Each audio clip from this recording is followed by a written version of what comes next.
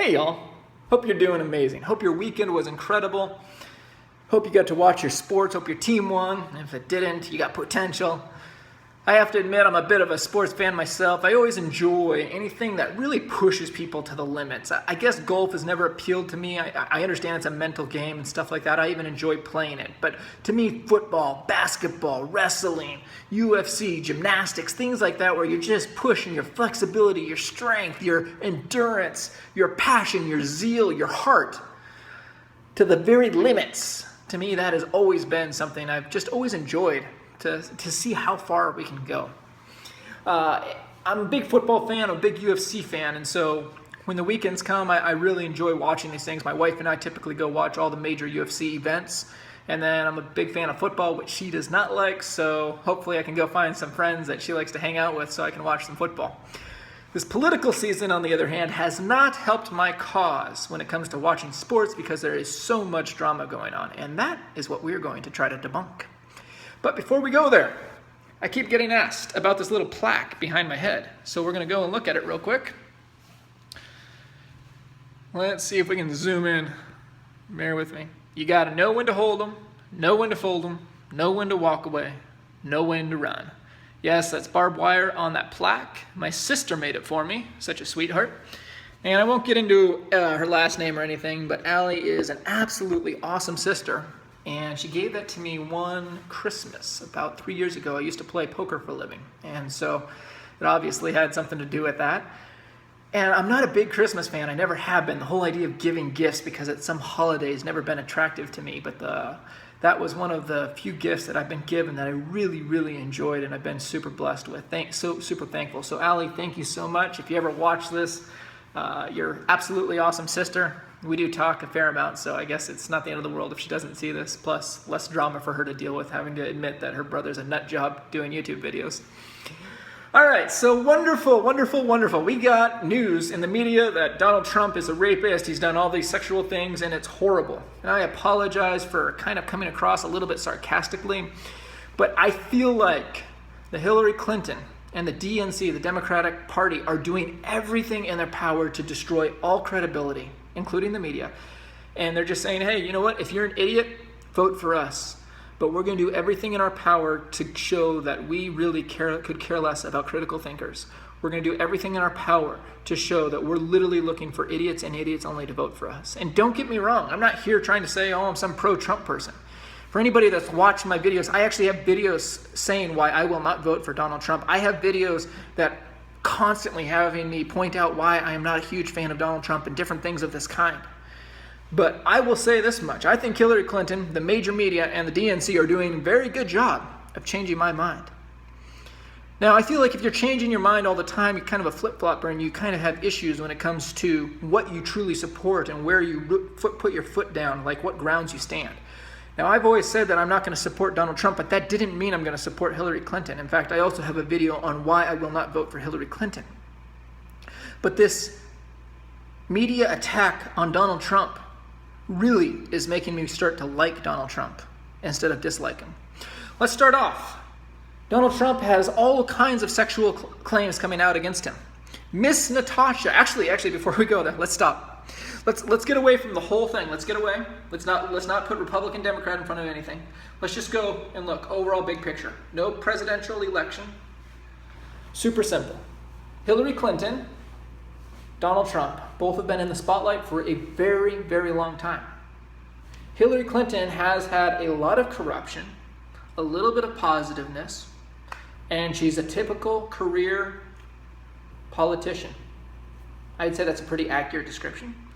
Donald Trump, on the other hand, before he became presidential nominee, before he was running, was a very popular person. You could say he wasn't the best when it came to morals, when it comes to he's had multiple wives, but he had great taste in women, obviously. He's had no sexual bad name. He's had no racist bad name, no anything. Now, all of a sudden, Donald Trump becomes the Republican nominee. And we're supposed to believe that this man who's been in the spotlight for 60 years is all of a sudden touching and groping women all over the place. And they're all coming out now. 30 years later, after he groped them, they come out and they say, oh, he's running for president. It's time to come out. of the closet and let people know. Now, why didn't these people come out before? Donald Trump's been worth a lot of money for a long time. So if he actually raped them, why didn't they come out beforehand and try to get money when they had all the witnesses, when everybody was alive, when everything was fresh in their memory, so they had the best case possible? Let's start with Miss Natasha. She attacks Donald Trump, says he made moves on her. He made moves on her and the butler showed up and he broke it up. Good thing the butler showed up. Only problem is that the butler, who's been retired, comes out in the public and says, yeah, I'm sorry, that story's not true. Worked for Donald Trump for a long time and I've never broken up anything sexual that he's been doing with someone. Never had that issue. All of a sudden her credibility is taken away a little bit. But don't worry, she actually gained some credibility because there's lots of other girls that come out here and attack Donald Trump for all the horrible things he's done to him. Miss Jessica, she says that she started off in second class, ends up moving up to first class and sitting next to Donald Trump. She said that he was making all kinds of moves on her, somehow got rid of the barrier between the two seats, started making all kinds of sexual moves. The hostess wouldn't show up. The lady, the server, whoever she is on the airplane, she couldn't show up quick enough. She wasn't there around. The gentleman that was sitting right next to them across the aisle, he was watching the entire thing and he didn't do a thing, while Donald Trump put his hand up her skirt, touched her, and made all kinds of sexual advances on her. Only problem with this story is the gentleman that was on the plane broke the news that the story wasn't quite that way. He says that she sat next to Donald Trump and she made all kinds of sexual advances on him. And Donald Trump did not allow her to keep going further. She was very persistent and Donald Trump left, going to the bathroom. And while he was in the bathroom, she told the gentleman across the aisle, the guy that supposedly watched while Donald Trump fondled her, that she was going to marry him. Slightly different story. He also said that he would talk about her to her face, debate her anywhere, because he does not understand how someone would attack Donald Trump like this. He found it disgusting. He said he would do it whether it was someone attacking a Clinton or a Trump. It's not a political thing. He says it's disgusting how someone is getting accused of rape or sexual assault that is innocent and it has nothing to do with party politics. That seems to really affect the story and the quality of it. Well, her story changed a couple times, but her credibility is lacking to say the very least. Miss Sommers. First she complains about sexual assault. Then after she has the sexual assault, using her own words, she then gives Donald Trump her number. Is it just me or is that slightly odd? I have 4 sisters. Now my sisters are not the most weak, timid women out there in the world. Now Miss Sommers shouldn't be either. She was on whatever Donald Trump's show is where he fires people. I don't know. I don't watch TV. But she was on that show. She was the first one to get fired. So she's an entrepreneur. She's a strong woman. But she couldn't stop his sexual advances. But she still was willing to give him her number. Okay, that's slightly confusing in and of itself. She then got together with him again, where he made more sexual advances on her the next day. But then she gained, or I'm sorry, not the next day. They got together a little bit later. He made sexual advances on her, and then she got together with him again the next day. Is it just me, or does the math not work out there? I am not trying to make light of rape. I find it disgusting, and we'll actually get into that in a little bit here. But let's look at who is the attorney for Miss Sommers. Gloria Allred. Oh! I've heard that name before. Who was it? Herman Cain. Yeah, Republican wannabe nominee for president.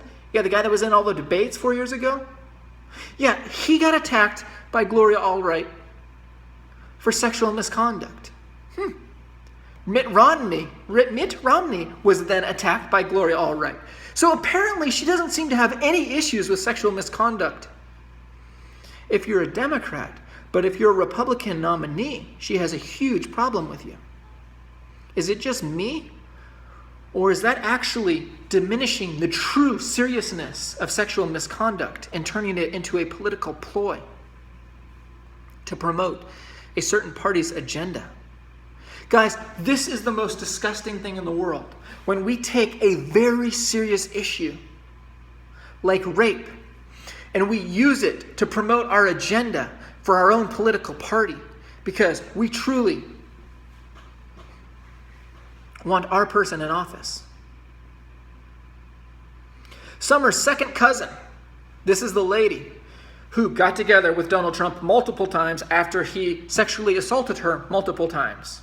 Yeah, her own cousin points out that he had no idea why all of a sudden she had all these negative things to say about Donald Trump, when for the last 10 years she could only brag about how amazing Donald Trump was. She used to brag about how he would go to hospitals and help the poor and the needy without ever asking for media attention. This is not about sexual assault. This is about making a political point. This is about twisting things out of context in order to promote an agenda, in order to get a Democrat elected. It is very clear that the media doesn't care about rape or how serious rape is. They care if it's a Republican, but they don't care if it's a Democrat. That is not truly caring about the issue. That is promoting an agenda. That is propaganda. That is brainwashing. Right now, what we have are words that are coming out against Donald Trump. Women who are using this situation, quite possibly and quite probably, to become more popular or to attack someone because he's not the nominee that they want. And what's sad is that the media falls for this or supports this. I believe it supports. I don't believe it's falling.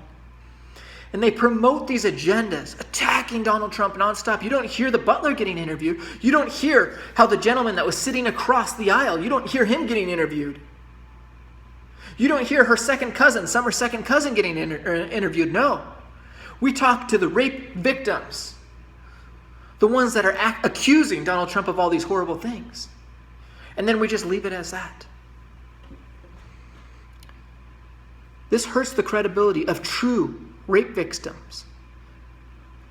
This hurts fixing the problem. How can we fix a rape problem when we promote it? When we turn it into a political issue? The same media who is turning rape into a political issue turned the death of our own veterans into a political issue. Donald Trump goes out of his way pointing out how 22 veterans commit suicide on an average every single day. He pointed out how different veterans can't handle all the stress and all the pressure.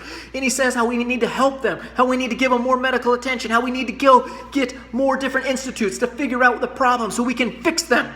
This is not controversial at all. But the media takes it all out of context and says, hey, Donald Trump says our troops can't handle it. They can't handle PTSD. Donald Trump mocks our troops. The same media promotes all of this agenda, trying to promote Hillary Clinton and trying to attack Donald Trump. They are using the death of our troops, the serious issues of our troops when it comes to PTSD, the rape and the sexual misconduct of women in order to promote a political agenda. Not to protect women, not to protect our troops, but to promote a political agenda. I have been a die-hard person pointing out very clearly on my channel why I will not support Donald Trump. And all I can say is that this media outrage is showing me that I should be supporting Donald Trump. They are literally going out of their way to make up things to attack Donald Trump. And it makes me wonder, you know what? Why am I not supporting this man? Don't get me wrong, there's good reasons not to support him. I have lots of them. But this man is such a threat to the media, such a threat to the establishment, such a threat to career politicians, such a threat to the 1% where they're all out there attacking him, that they go out of their way to literally turn rape victims into political agendas, to turn our own troops who are dying and committing suicide because of PTSD into political ploys, little blocks, and to make talking points. Not because they care about them, but to promote their own candidate. They are treating anybody who can think critically, anybody that can think on their own, anybody that can do basic research, and they're saying, we're willing to lose all of your votes just because we are only looking for people who will do no research and just will blindly listen to what we promote in the media. That is why channels like mine, I'm a complete nobody. I have over 100,000 views on one of my videos. I don't deserve that. I'm a nobody. But it's because the people are desperately looking for someone and something that's credible. Stefan Molyneux has 20 to 30 million views a month. He's a Canadian, but he's not bought and owned by the top 1%. Why are we willing to vote for Hillary Clinton? Who does she represent? This same media spends 9 out of 10 every 10 minutes bashing on Donald Trump, talking about the sexual issues, talking about the sexual things that he's done, while 1 out of every 10 minutes is spent on Hillary Clinton and WikiLeaks. So far, according with what's going on with Donald Trump, the only thing we have against Donald Trump are verbal accusations. But we're spending 9 out of every 10 minutes on that. The 1 out of every 10 minutes that we're spending on WikiLeaks are actual things that have happened, actual emails, 100% factual things that have happened. WikiLeaks, an organization that has never, ever, ever, ever in the history of the organization pointed out or proven or posted anything inaccurate, ever. We're talking about 1 out of every 10 minutes. And instead, we're going to focus our time on words of women that are proven uncredible. I mean, just at face value, you listen to the story and you go, that doesn't make sense. But let's now talk about WikiLeaks. WikiLeaks, who has proven that Hillary Clinton received the questions before town hall meetings. In other words, she's rigging the debates. We're not going to talk about that. No, that's not important. Let's talk about this issue that we have no idea how credible it is. WikiLeaks, who has proven that Hillary Clinton goes to these banker meetings, these top 1%, the top 1%, these Wall Street meetings. These guys pay her $250,000 to make a speech. And she has said in these speeches that she has a different position in private than she does in public. So when she's actually talking about helping the poor and the middle class, yeah, we can expect that to be inaccurate. So when she talks about taxing the rich more, we can understand that that is a different perspective in public than it is in private. Hillary Clinton, who can't get a crowd to save her life for free, has people that will pay her $250,000 an hour to make a speech. Interesting. If you don't think that is corrupt, if you don't think that is disgusting, I don't know what to tell you. But don't worry, we're only going to spend 1 out of 10 minutes on that, because that is actual factual news. Not words, facts. But don't worry, we're not going to talk about that. WikiLeaks, now they brought that up. WikiLeaks, they've proven collusion between the media and Hillary Clinton. The media, who's actually written stories on Hillary Clinton, and then they send it to the DNC to make sure it's okay. Hey, can you guys look at the story and make sure it portrays Hillary Clinton in the way that you want her to be portrayed? Yeah, that media that's promoting Hillary Clinton and bashing Donald Trump for all the sexual assault, attacking Donald Trump for PTSD, that same media that is curiously in bed with Hillary Clinton and has been proven through emails, how weird. We're not going to talk about that. No, because we'd actually have to be talking about how we ourselves, the major media, are in bed with Hillary Clinton, and then we'd ruin our own credibility, so we don't want to talk about that either. No wonder they're spending 1 out of every 10 minutes on WikiLeaks. WikiLeaks has also pointed out that 2 countries who are funding ISIS also donate to Hillary Clinton's charity. Does anybody smell a conflict of interest there? Don't worry though, that's not worth reporting on either. You know, we'd rather talk about stuff that we can't back up, we can't prove in some random girl that just came out of the closet after 30 years of holding on to this, and all of a sudden she blows up and says, yeah, this is a big deal, kind of like when Arnold Schwarzenegger ran for governor of California. Yeah, these women that never had anything negative to say about him before in their lives, 20 years later pop up out of the woodwork, he touched me inappropriately, yeah, he's such a bad guy. Does anybody recognize a trend here?